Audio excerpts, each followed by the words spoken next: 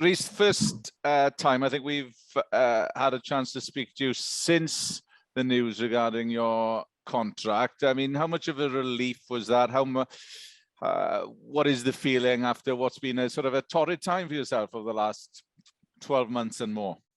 Yeah, obviously delighted to have a job next year more than anything. I've been quite fortunate in my career generally. I've been, excuse me, I've known where I'm going to be before Christmas, and that's been a real sort of weight lifted off the shoulders going into the tail end of the season. Whereas this time was a bit different, but yeah, obviously pleased to be sticking around and hopefully contributing to what we're building here.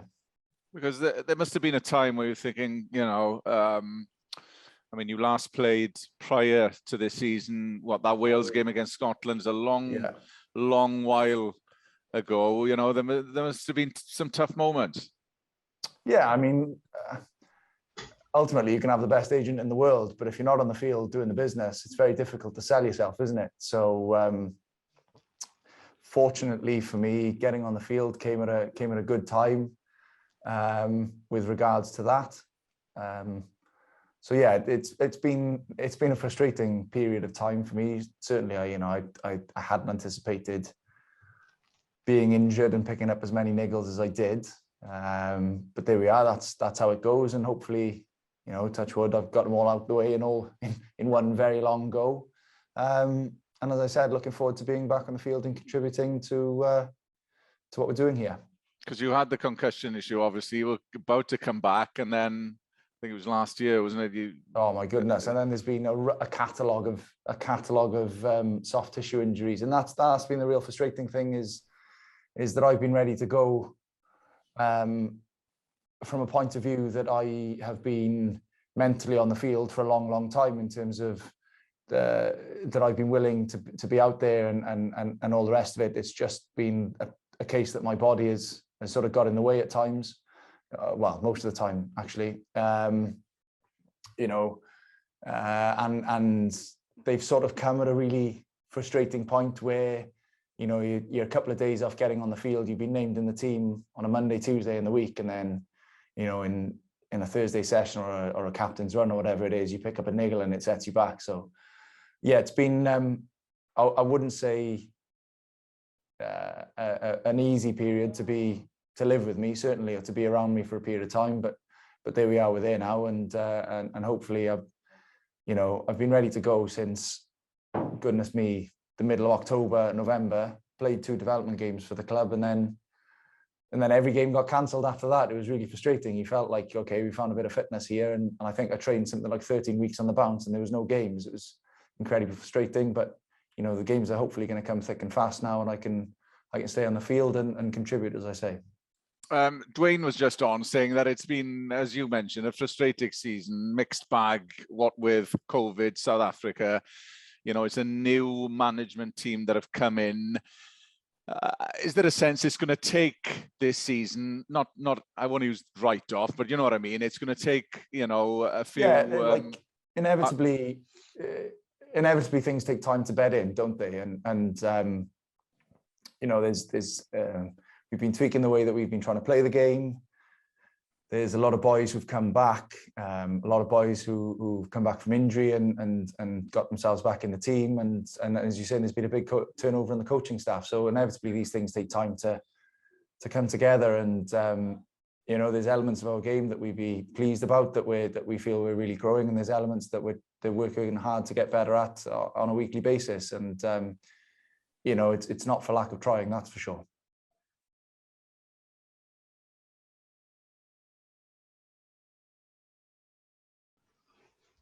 Hi, Rhys, Simon, yeah. Hi, bud. Hello, mate. I remember speaking to you after that game at Rodney Parade. You mentioned there in November the development game. I think it was your first game back. And I asked you then whether you'd ever questioned whether you would get back. And you said, no, you always believed you would. But then it's interesting when you hear you say about good to have a job. Did you ever kind of worry about whether it would be difficult to sort of convince future employers because of the injury record? I mean, or did you always believe that if you could get back in the field, you'd be able to prolong this career? Yeah, no, I've got absolute faith once I got on the field and I got a run of games, that I'd be able to deliver and that I'd be able to contribute to an organisation. Unfortunately, the organisation that I'm contributing is the Scarlets. In terms of how you sort of dealt with the time off, I mean, obviously you've done the media work and other side of things, but what is it that sort of occupied your time? Are things away from rugby, box sets? What is it? I mean, is a lot of it friends and family keeping you going? It must be the biggest part of the time off. The biggest part of the time off has been rehab, frankly. I think I've been banned from the physio room on this next contract, or certainly rationing my time in there. Yeah, a fair bit on rehab and mobility, and work with a guy called Richie Hughes. We've worked together for years, and he's been brilliant. He's the most positive person in the world. Did my coaching qualifications. Did the play to coach, which was brilliant with Dr. Dan Clements. Bit of charity work in the background with the Sean Milan Foundation, which is charity that's very close, or foundation is very close to my heart. Generally trying to support the boys and to be of use around the place, you know. Probably played a lot of rugby as a youngster, and despite having a prolonged period on the sideline, you're probably still looking at, you know, the thick end of 20 games a season in pro rugby since I've started. So, you know, trying to help around the place as much as I could, and trying to certainly help the younger players in the squads to understand what the coaches were trying to get out of the week and what the coaches were looking for, and help them for a weekend. That's charity, the Sean Milan charity. What exactly is that you're involved in? It's a foundation we set up in memory of my mate, and it basically, the aim is to raise funds and help the social mobility of young people in Wales. Specifically, we're starting out in the Cardiff area because we're pretty young as an organisation. But the aim long term is to try and branch out a bit further than just South Wales. Good work on that. The game is ever changing, and as someone with a coach's eye, you probably got insight into it more than anyone. And having been away and come back, are there any kind of nuances to fly half play and the demands and the role, or is the number 10 job still pretty much the same as when you first put it on at Blantyre or Cardiff or wherever? Yeah, there's certain things in the game that don't change, and then there's other things that are changing all the time. You know, I think we might be the only game in the world that changes the laws every year. So there's the odd thing to grapple with. I'm very much enjoying the 50-22. I think that's been a real success of the law variations, or the new things they're bringing into trial. And I hope that stays in, because it really forces you to think about the game differently. Has the game moved on? The game's always moving on. I think the game is quite cyclical generally, though. And certainly at an international level, it tends to go in cycles around the World Cup. So that's been quite interesting to observe from afar as well. Your former Cardiff colleague Dan Fish has become particularly fond of the 50-22, and I know he works on it in training. Do you actually create situations and moments in training where you put yourself in the position with a 50-22 at the back of your head?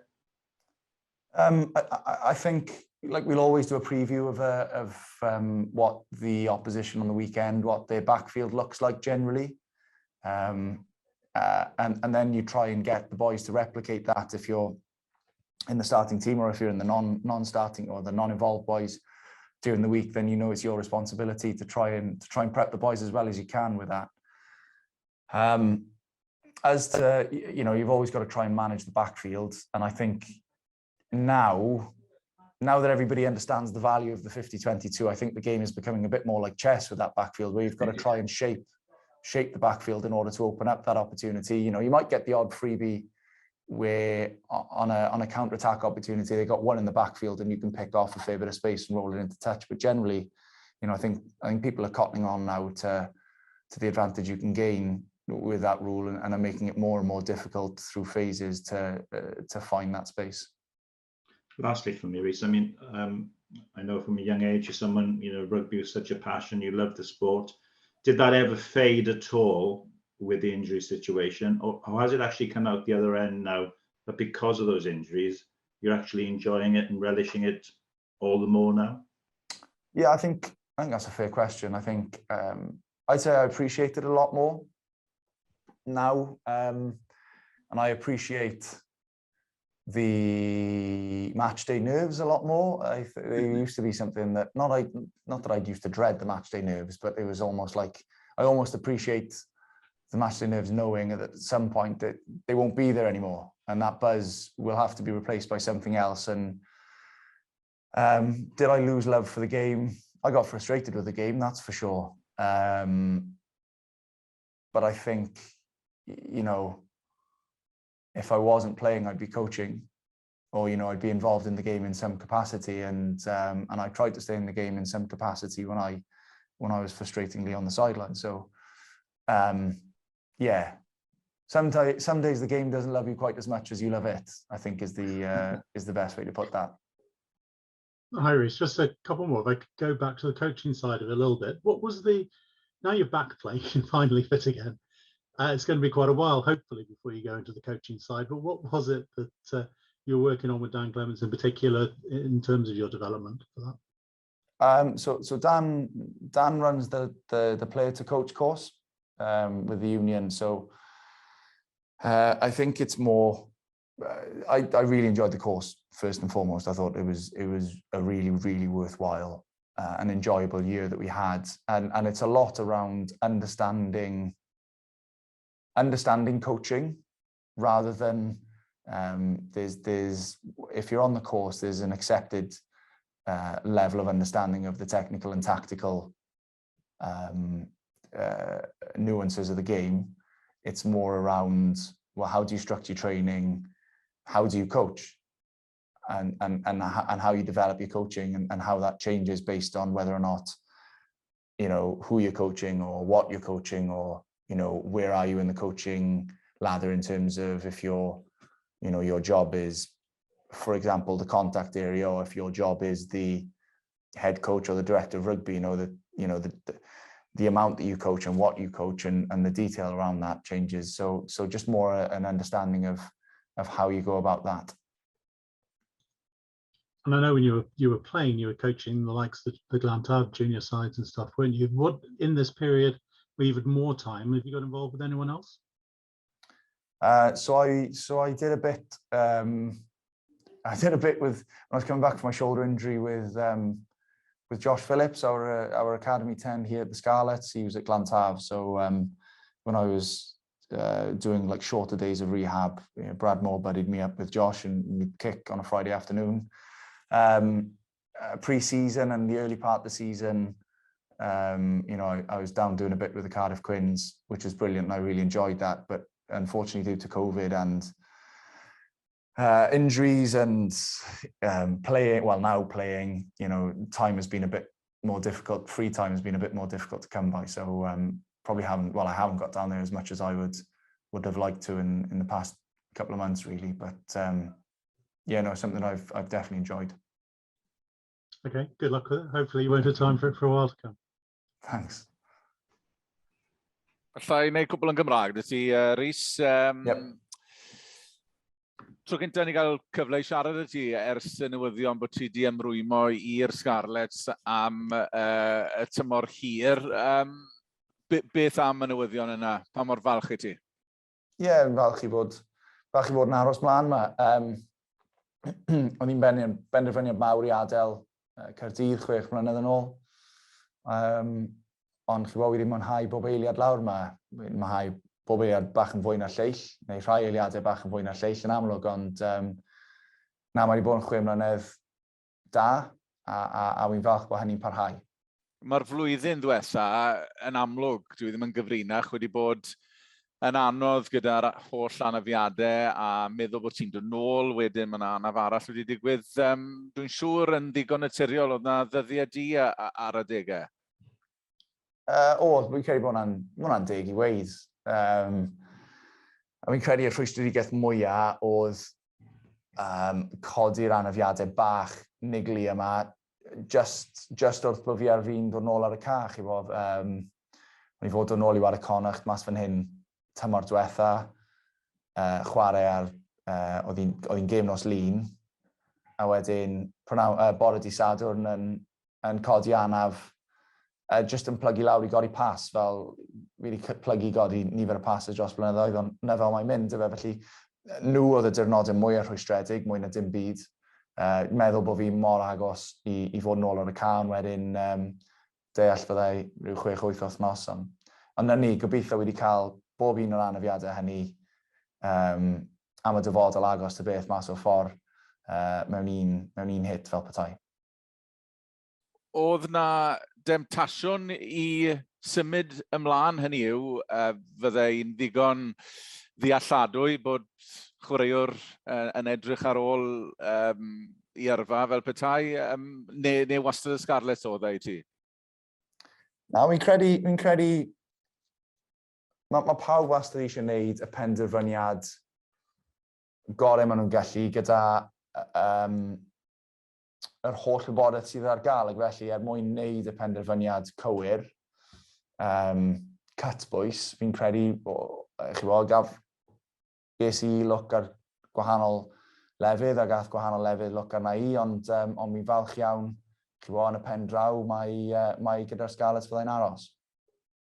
Ran y weledigaeth, oeddi hwn yn dymor falle mae rhaid ddim gosod i'r neilltu, ond mae wedi bod mor anodd yn hermau Covid, De Affrica, tîm reoli newydd. Hynny yw, mae'n mynd i gymryd falle amser i wei fel carfan tan bod chi'n cyrraedd eich afbwynt. Ie, mae'n dig. Fyddwn ni'n, fel chi'n dweud, rhoi'r tymor yma'r neilltu, mae lot o rygbi dal i chwarae, a credu ni'n trafod bore yma. Mae 45 pwynt ar gael ar ôl i ni yn y tymor. A'r bwriad i ni yw godi cymaint o'r pwyntiau hynny efo modd. Ond fi'n credu bod e'n dig i weid, mae lot o staff wedi newid, mae lot o chwaraewyr wedi newid, mae systemau newydd i ddatblygu yma. A mae hynny yn cymryd amser. Wedi dweud hynny, chi'n drychyd ar clybiau sydd wedi cael rhywfaint o sefydlogrwydd dros y blynyddoedd, yn y pen draw, mae hynny'n yn dwy'n ffrwyth.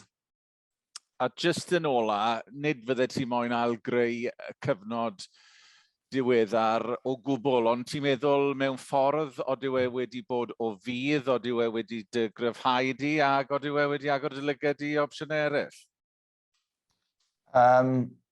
Ie, wedi gweld lot o agweddau arall o fywyd. Mae hwnna'n sicr, a wedi bod yn ffodus i godi rhywfaint o brofiad yn y byd teledu, o dan eich arweiniad arbennig chi, Kenneth. Check yn y post. A dadle gyda Gwyn Jones yn y pwynt sylwebu. O, ie. Ond, Leoni, mae fe'n, wedi gweld, wedi gweld cymaint o fi'n rili mwynhau chwarae, a faint fi'n gwerthfawrogi'r ffaith bob bore pan mae'n dywyllt i fas, bod fi'n gyrru i swydd, bod fi'n rili mwynhau, a bod fi'n chwerthin bob dydd. A mae'r cyfnod yma rili wedi atgyfnerthu cymaint o fwynhad mae'r gêm yn rhoi i fi yn bersonol. A tas fi ddim yn rhoi dy mwynhad hynny, a bod ddim tan yn y bol i gario ymlaen, byddwn ni ddim yn cario ymlaen.